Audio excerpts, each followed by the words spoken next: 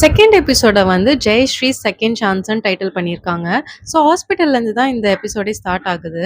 Doctor வந்து ஜெயஸ்ரீயை திட்டிட்டு இருக்காங்க. லாயர்ன்னு சொல்றீங்க, லாயர் பண்ற வேலையா இது அப்படின்ற மாதிரி கேட்குறாங்க. இப்போ இருக்க ஜென்ரேஷனே இப்படி தான் இருக்கீங்கன்ற மாதிரி திட்டிட்டு இருக்காங்க. பிரியன் மட்டும் உங்களை கரெக்டான டைமுக்கு கூட்டிட்டு வரலன்னா நேரம் உங்களை காப்பாற்றிருக்க முடியாதுன்ற மாதிரி சொல்றாங்க. நீங்க தேங்க்ஸ் சொல்லணும்னா அவருக்கு சொல்லுங்க அப்படின்ற மாதிரி சொல்றாங்க. நெக்ஸ்ட் ஜெயஸ்ரீ வந்து பிரியன் எங்கன்னு அவங்க ஃப்ரெண்ட்ஸ் கிட்ட கேட்குறாங்க. அவங்க ஃப்ரெண்ட்ஸ் வந்து பிரியன் கோவத்துல மனோஜை போய் அடிச்சிட்டாரு. அதனால அவரை அரெஸ்ட் பண்ணிட்டு போயிட்டாங்கன்ற மாதிரி சொல்றாங்க. ஆனா பயப்பட வேணாம், நம்ம லாயர் போயிருக்காருன்னு சொல்றாங்க. நெக்ஸ்ட் அப்படியே ஜெயஸ்ரீயோட அப்பாவை காட்டுறாங்க. அவர் கடைக்குள்ள போறாரு.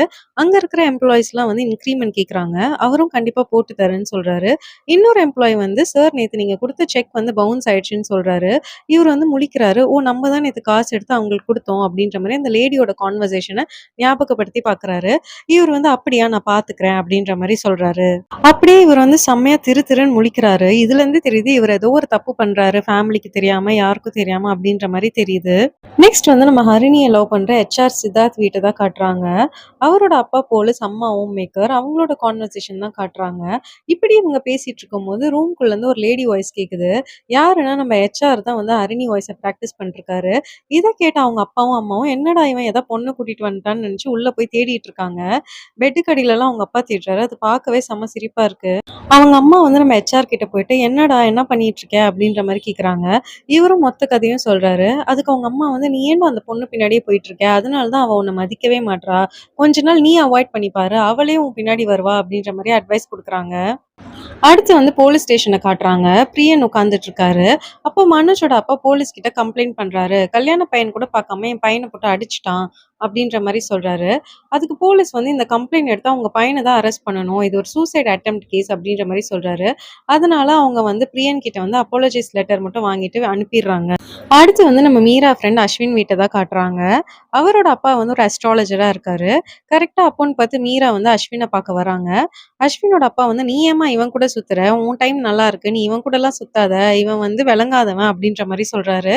அஸ்வினும் முறைச்சிட்டு போயிடுறாரு. அப்போ நம்ம அஸ்வினோட அம்மா வந்து எதுக்கு பையனை திட்டிட்டே இருக்கீங்கன்ற மாதிரி கேக்குறாங்க. அதுக்கு அவங்க அப்பா வந்து போடி போ, சாம்பார்ல வெண்டைக்காயை ஃபர்ஸ்ட் போடு அப்படின்ற மாதிரி சொல்றாரு. அதுக்கு அஸ்வினோட அம்மா வந்து நீங்க பேசுற பேச்சுக்கு சாம்பார்ல வெண்டைக்காய் இல்ல, பாவக்காவை தான் போடணும் அப்படின்ற மாதிரி சொல்லிட்டு போயிடுறாங்க. நெக்ஸ்ட் வந்து ஹாஸ்பிட்டல்ல இருக்க ஜெயஸ்ரீயை காட்டுறாங்க. அவங்க வந்து சென்னையில இருக்க அம்மா கால் பண்ணி பேசுறாங்க. ஏன்னா கால் பண்ணியே ரொம்ப நாள் ஆச்சுன்றதுக்காக. அப்போ நம்மளோட ஜெயஸ்ரீயோட அம்மா வந்து என்ன ஆச்சு, உன் வாய்ஸே ஒரு மாதிரி இருக்கு அப்படின்ற மாதிரி கேக்குறாங்க. இல்ல எனக்கு கோல்டுன்னு சொல்லி ஜெயஸ்ரீயும் சமாளிச்சிடுறாங்க. அப்போதான் வந்து ஜெயஸ்ரீயோட ஃப்ரெண்டு சொல்றாங்க, பிரியன் வந்து 20,000 பே பண்ணிட்டாரு, ரிமைனிங் 35,000 பே பண்ணிட்டா நம்ம டிஸ்சார்ஜ் பண்ணிக்கலாம் அப்படின்ற மாதிரி ரிசப்ஷன்ல சொன்னாங்க அப்படின்னு அவரு சொல்றாரு. அதுக்கு ஜெயஸ்ரீ வந்து சரி என் அக்கௌண்ட்ல இருந்து காசு எடுத்துக்கோங்கன்னு சொல்றாங்க. அதுக்கு ஜெயஸ்ரீ ஃப்ரெண்ட்ஸ் வந்து ஆல்ரெடி உன் அக்கௌண்ட்ல இருந்த காசெல்லாம் காலி, டேப்லெட்ஸ் வாங்கவே காசெல்லாம் போயிடுச்சு அப்படின்ற மாதிரி சொல்றாங்க. அப்போதான் நம்ம பிரியன் வராரு. பிரியன் வந்து சொல்றாரு டிஸ்சார்ஜ் பண்ணிடலாம்னு சொல்லிட்டாங்க அப்படின்ற மாதிரி சொல்றாரு. அப்போ நம்ம ஜெயஸ்ரீ கேக்குறாங்க எப்படி, அதான் ரிமைனிங் அமௌண்ட் பே பண்ணணுமே அப்படின்ற மாதிரி சொல்றாங்க. அதுக்கு பிரியன் சொல்றாரு அது நானே பே பண்ணிட்டேன், நம்ம கிளம்பலாம் அப்படின்ற மாதிரி சொல்றாரு. நமக்கே வந்து யார்ரா இவரு அப்படின்ற மாதிரி இருக்குது, என்ன மனுஷன்டா சாமி அப்படின்ற மாதிரி இருக்கு. நெக்ஸ்ட் நம்ம ஹரிணி வந்து மீராக்காக கிரிக்கெட் கிளவுஸ் அண்ட் ஷூஸ் வாங்கிட்டு வந்திருப்பாங்க. இதை பார்த்து வந்து மீரா ரொம்பவே எக்ஸைட் ஆயிருவாங்க.